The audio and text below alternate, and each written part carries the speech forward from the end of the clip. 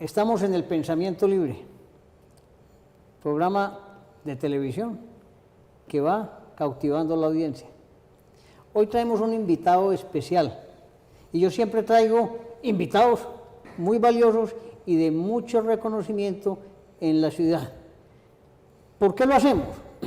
Porque son personajes que son realmente inspiradores, que dejan enseñanzas y que ayudan a construir la ciudad y el país que queremos nosotros. El pensamiento libre tiene esa gran virtud, y es que no nos quedamos únicamente en la idea, sino que buscamos la trascendencia en la información que le damos a los televidentes antioqueños. Le doy la bienvenida al Pensamiento Libre a Aurelio Vélez Vélez, administrador de empresas de AFID, economista, con especialización en mercadeo y un hombre que ha dedicado su ya larga vida profesional a ayudar en el concepto empresarial. En los últimos años le he visto todo el trabajo que ha hecho con empresas de familia, no solamente desde el punto de vista de la teoría, sino en la práctica. De manera que bienvenido, Aurelio. Antonio, muchas gracias por estar aquí y te voy a confesar algo. Me parece muy seductor el nombre del pensamiento libre, porque una sociedad que se permita pensar libremente, una sociedad que no sastianice y no estigmatice y que entienda que se construye a partir de las diferencias, es una sociedad que tiene futuro. Entonces me parece apasionante compartir contigo y compartir un nombre que tiene que pasar de ser un nombre a una cultura y a una forma de pensamiento. La hemos ido desarrollando no solamente en el medio televisivo, Aurelio, sino que venimos construyendo el pensamiento libre como un foro pensador desde el año 2013, que se salió el primer artículo de nuestro blog. O sea que ya, mal contados vamos avanzando, casi llegando a los 5, de estar generando una idea que hemos ido concretándola con el transcurrir de los días y los meses. Aurelio, Antioquia es una región que ha sido de empresas de familia. Yo creo que no me equivoco cuando le puedo decir a usted que con base en registros de la Cámara de Comercio, mal contado el 90% de las empresas son familiares. Yo quiero que nos ahondemos en ese concepto. Y más del 67% del Producto Interno Bruto lo generan las empresas de familia y son las segundas generadoras de empleo después del Estado. Uno de los primeros artículos que cuando tuve la osadía de apasionarme con el tema de las empresas de familia escribí, se llama Alternativas de Empresas de Familia, Alternativa Real de Desarrollo. Yo no le puedo prometer a nadie que sea un viaje fácil, que es un jardín de flores. Tiene las naturales dificultades de una ente donde se relacionan instancias como la familia, la propiedad y el trabajo. Pero aún así, no hay nada que genere más pasión que emprender un proyecto de empresarismo en torno a lo que decía en los libros de cívica elementales de la familia como la célula fundamental de la sociedad. Precisando el tema, vamos al inicio. Una empresa en Colombia y en Antioquia surge casi que a raíz de la idea del padre, que en su estructura ve una posibilidad de negocio y empieza a ir haciéndolo casi que muy de buenas intenciones, sin mucha estructura empresarial. Antonio, pero si yo no hago una salvedad, un paréntesis en ese punto, estaría cometiendo una injusticia imperdonable. No es solamente el padre. Usualmente detrás de ese padre ha habido una mujer transformadora, apasionada, entregada, que no le importa salir en la foto, pero en la mayoría de los casos es la que pone los pies en la tierra. Mi pasión fundamental por el valor de la mujer en la sociedad me lleva a recuperar ese valor de la mujer como el soporte, vuelvo a repetir, el polo a tierra del hombre, que muchas veces es el que muestra la cara, el que está al frente, pero detrás, yo no, tal vez estoy siendo irrespetuoso diciendo atrás, al lado hay ese coprotagonista, copartícipe de ese proyecto maravilloso que es la mujer. ¿Estamos de acuerdo? No, ni siquiera lo discuto porque sé que es así. Y si lo discute después del programa, creo que le iría mal en su casa. Oye, Aurelio, esa idea que surge en esa pareja, muchas veces surge de la necesidad porque han perdido el empleo. Otras veces porque no tienen la estructura profesional adecuada y entonces dicen, no me voy a quedar haciendo tal labor porque yo quiero esto, y se dedican a eso. Además, se vuelven exitosos. Son múltiples las razones. Una son el claro proyecto de vida de un hombre y de una mujer que, de acuerdo a su formación y a su experticia, orientan. Otra, lo que usted dice, es verdad, Antonio, a veces cuando, entre comillas, se mata la vaca, se tienen que surgir nuevas oportunidades y nuevos caminos. Mire, la naturaleza del colombiano es una sociedad resiliente, sin lugar a dudas, una sociedad que resiste las dificultades, los embates de un país complejo pero maravilloso. Eso ha llevado al colombiano a ver maravillosas oportunidades y por eso yo me niego a formar parte del coro de quienes pregonan lamentos, y yo creo en el futuro del país. No creo que va a ser inmediato, creo que vamos a tener todavía que pasar caminos complejos, pero la materia prima del colombiano, la estructura de la familia colombiana, que hoy es distinta a lo que pintaban en las cartillas de Nacho Lee, el papá, la mamá, el niño, la niña y el perrito, llevarán a grandes proyectos y a grandes transformaciones. Aurelio, vamos para un corte comercial y seguimos.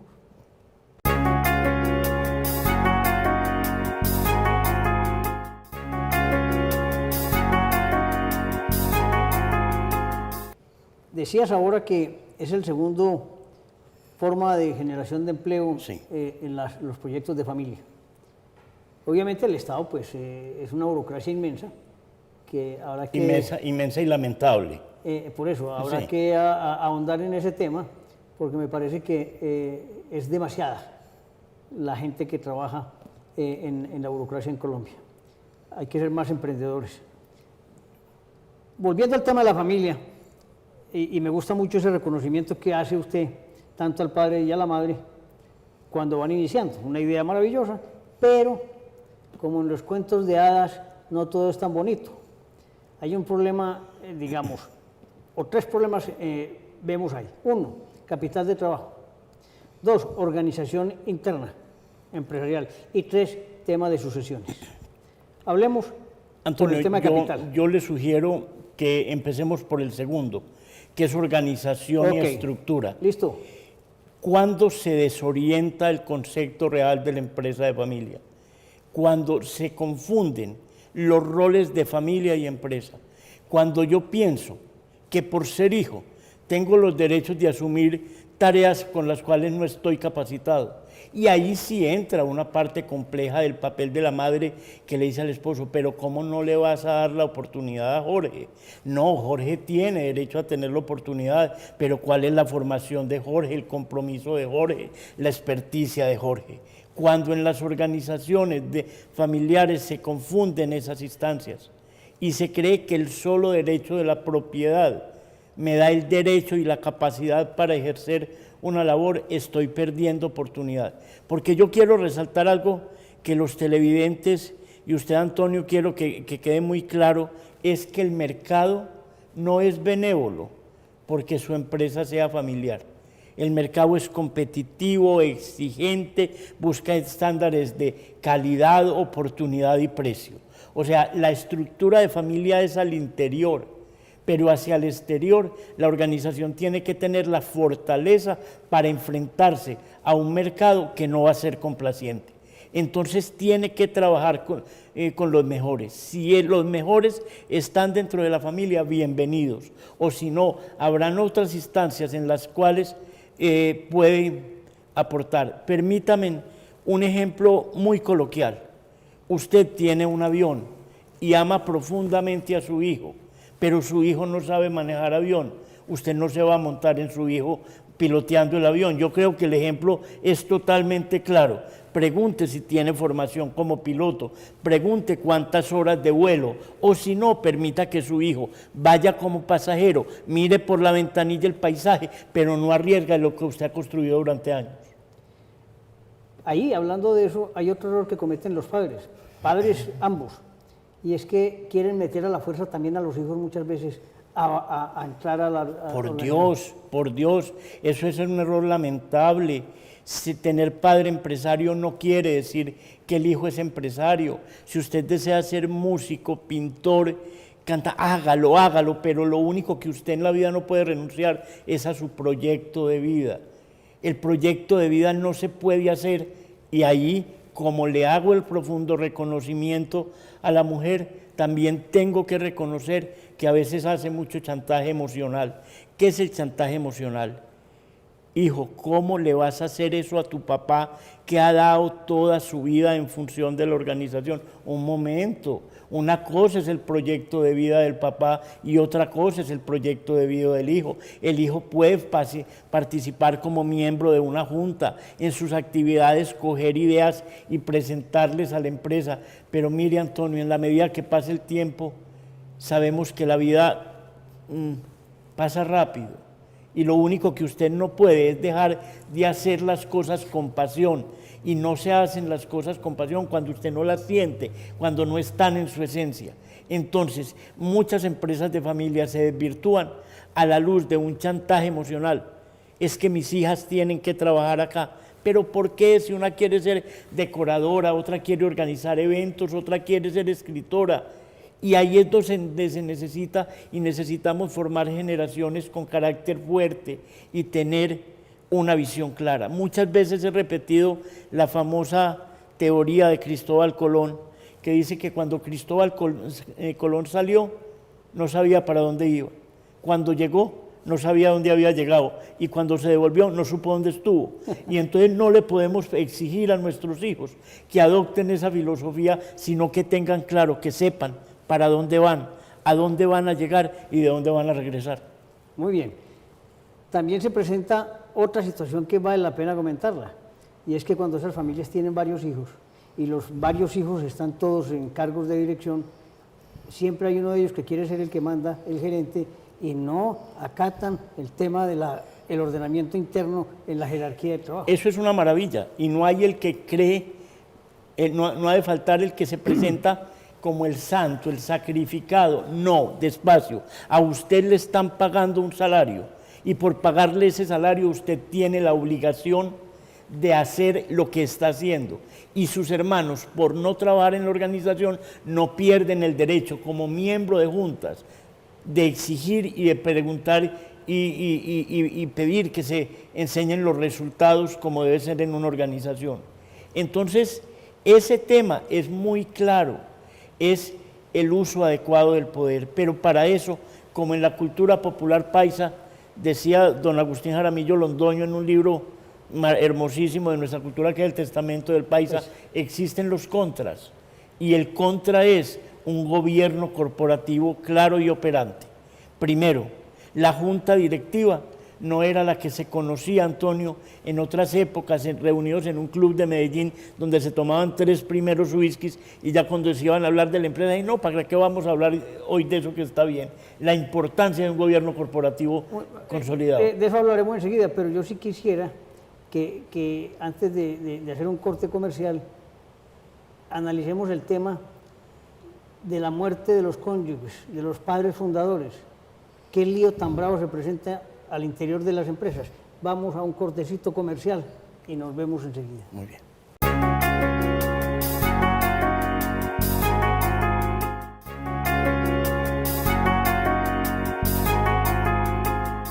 La sucesión familiar es un tema complejo.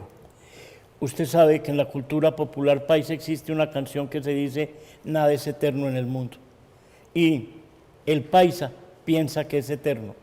El paisa le da temor delegar y se necesita una grandeza de espíritu muy grande para entender que hay que permitir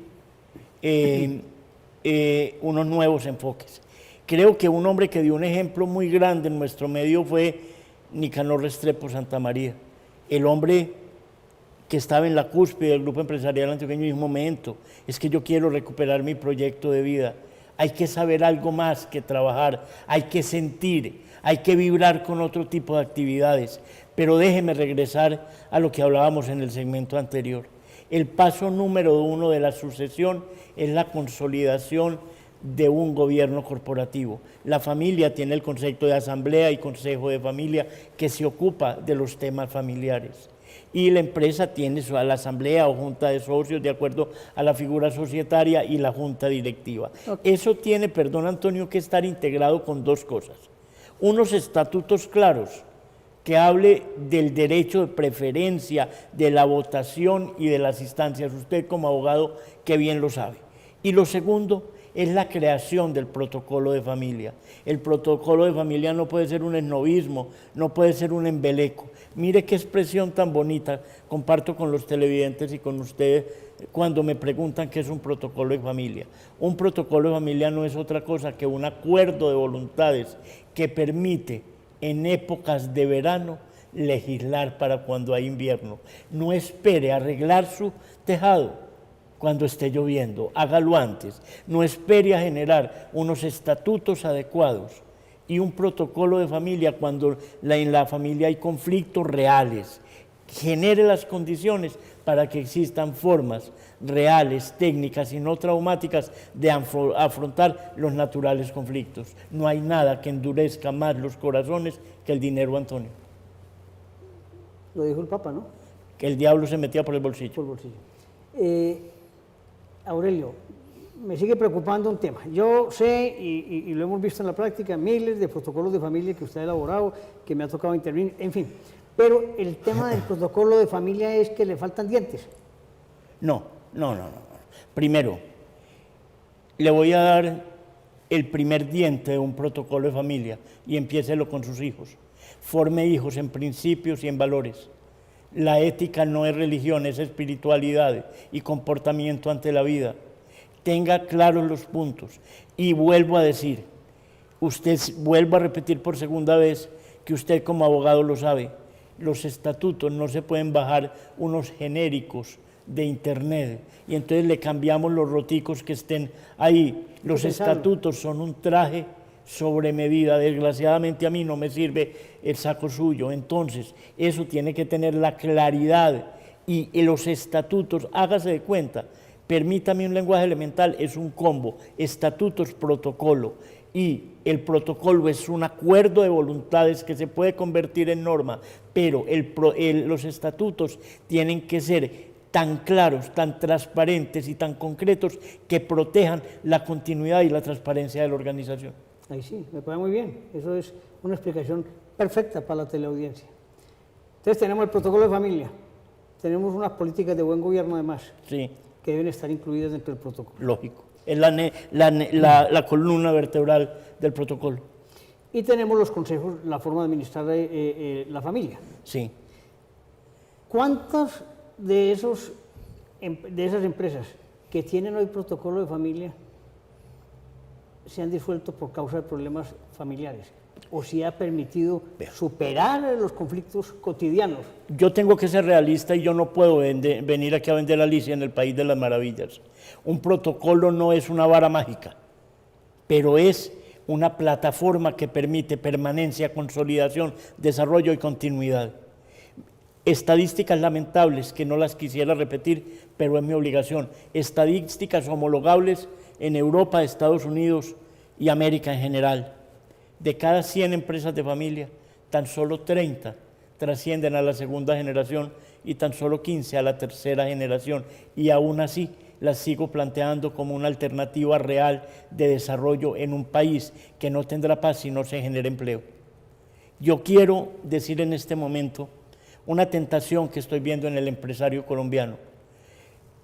Se llega a una junta y dice, hombre, pero importar esto de la China vale mucho menos que producirlo en Colombia. Con seguridad usted también lo está escuchando, lo ha escuchado Antonio. Yo no voy a negar en esos aspectos mucha realidad, pero que no se le olvide al empresario que este es el país donde está viviendo, el país donde tiene compromiso, y no se logrará la paz mientras el empleo no sea real. no sea real y no sea digno, con contratos claros y transparentes. Esa es la forma para que las organizaciones trasciendan. A veces uno siente que el Estado se empeña en hacer difícil la actividad empresarial. A veces ser lícito tiene más obstáculos que ser ilícito, y aún así tenemos la obligación ética y económica de generar empresa y de generar empleo. Este es otro dicho que lo llevamos a la práctica. El empleador vive como en el filo de la navaja, ¿no? Entre el derecho penal y los problemas civiles. Siempre se presume la irregularidad, es lo contrario de lo que ustedes, los abogados, enseñan. Ser empresario no es fácil, pero a la vez la satisfacción de generar desarrollo en un país de oportunidades es, yo creo, que el gran reto. Y vuelvo a decir, si a mí me dice una familia, tenemos esta idea, es viable, estos son los estudios, ya no se pueden hacer las cosas por olfato y por intuición, el mundo, la sociedad, el entorno ha cambiado. Les digo, luchen por eso, trabájenlo, pero no lo hagan desde la emotividad, háganlo desde la razón, desde la lógica. Esa es una conclusión muy importante aquí. A los empresarios que van a empezar su proyecto empresarial, que trabajen más con la razón que con la emoción. Sin lugar a dudas. Y volvamos a la primera parte de esta amable invitación y a esta generosa invitación de usted, Antonio. Mire, yo sé que usted quiere a su hijo, pero pregúntele a su hijo qué quiere. Pregúntele a su hijo para qué es bueno. No simplemente la propiedad me da el derecho al trabajo. El trabajo lo adquiero como el derecho que me da la experticia, el conocimiento, la capacidad y las aptitudes con P. Una conclusión para los televidentes. ¿Qué podría decirnos usted hoy? Primero, serían muchas, porque el tema me apasiona y es la razón de mi vida hoy. Primero, las palabras se las lleva el viento. Por favor, escribamos. Segundo, formalicemos. Tercero, pensemos primero en el cliente interno. Si yo tengo un entorno, no estoy hablando de poesía, estoy hablando de realidad. Si yo pienso en el cliente interno, mi servicio y mi producto me van a salir en términos generales como yo lo requiero y voy a llegar a un mercado competido. Segundo, no centre sus estrategias en el precio. El precio es una variable importante, nadie la puede desconocer, pero el servicio, la calidad, la trazabilidad, la seguridad, la confianza que su marca genera trasciende en muchos momentos la barrera del precio. Aurelio, el pensamiento libre le agradece la presencia en el programa y espero que no sea la última vez que nos veamos por aquí. Eso depende de ustedes, el que tengo que agradecer soy yo, y les digo lo siguiente, le recupera a uno todo el placer y la ilusión ver que hay Quijotes que se dedican a fomentar algo que en nuestros espacios se sataniza, que es el pensamiento libre. Muchas gracias.